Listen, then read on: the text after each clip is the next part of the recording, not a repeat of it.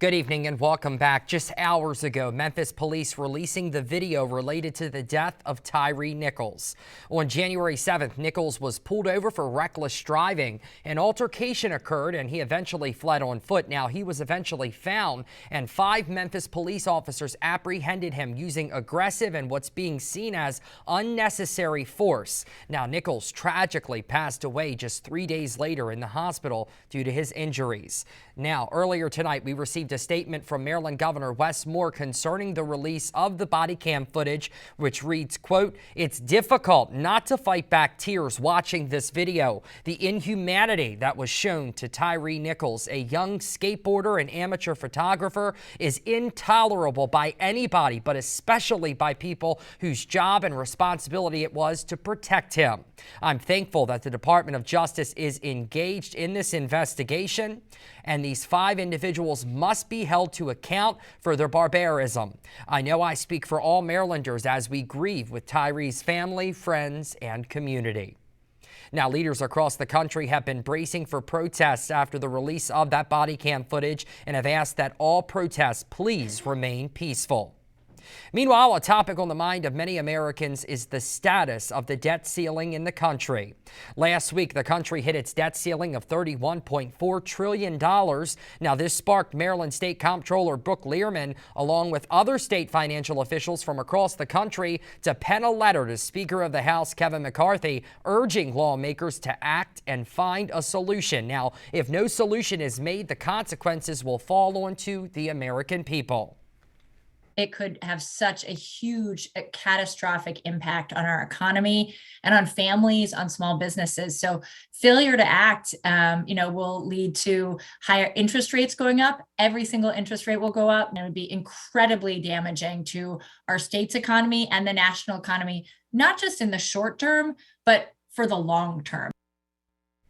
Now, the Treasury Department has warned that if no resolution is made, the country could default on its debt as early as June. All right, let's get into things here with a time lapse of how today was out of Rehoboth Beach. And, we did start with some sun. It was a nice day. Watch when this cloud deck moved through. This is a mid-level cloud deck. And at one point, actually dropped some flurries and snow showers, a few reports of that.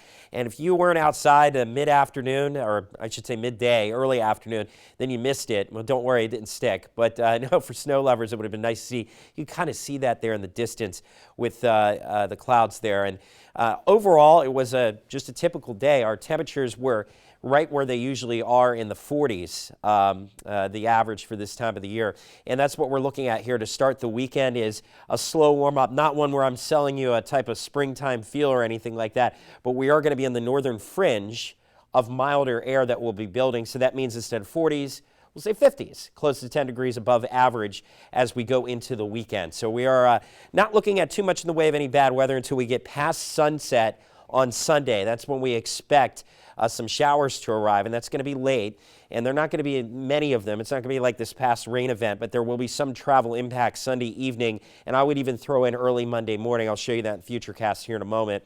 Average temperature today, right on the nose at 45 out of the Salisbury Airport, close to that with our morning low that was in the upper 20s. Current numbers are running in the upper 20s in most spots. Probably not going to change much through the night. We're really at our coldest temperature, going to stay steady throughout the night. And you're looking overall, the regional outlook, not much deviation in temperature until you get to the south and west, slightly milder conditions. Again, that's a building scenario that eventually will head in our direction. Satellite and radar showing some high clouds with the snow showers out in the mountains, and at times those will spill in throughout the day tomorrow and again on Sunday, much like we saw today, but we're expected to stay dry. I'm taking you all the way through your weekend here to get things started. 7 o'clock in the morning Sunday. Notice, though, we thicken up with clouds pretty good, though, Sunday afternoon. Showers, I just don't think we're seeing any until we get past sunset, well past sunset. And notice here that they're scattered, they're light, and not everybody will end up even seeing rain through Monday morning. I'd say it's a 50-50 shot that you get into showers this time. 27 to 32 tonight under a mostly clear sky. We'll call it seasonably chilly. A mostly sunny sky to start our Saturday off. Highs in the low to mid 50s. Marine forecast looks good for the weekend, both for tomorrow specifically, but venture to say Sunday is going to be fine too. I don't see the wind really picking up along the waterways, so those seas should be less than choppy, and that's good news there after kind of a rough week we had out there on the waters. Okay, so you saw the showers coming in Sunday night and early Monday. We've got another round on Tuesday. Then things start to get a little interesting mid and late week. Looking at a scenario where cold enough air will start to wedge in from the north, coinciding with a surge of moisture that could bring us a mix of wet snow and rain Wednesday night into Thursday. I'm not looking at an accumulating snow with this setup, but it is worth watching an app that it's happening on Groundhog Day, and you're looking at Friday highs only in the upper 30s. All right, we've got more DSI coming up on the other side of the break. Stay with us.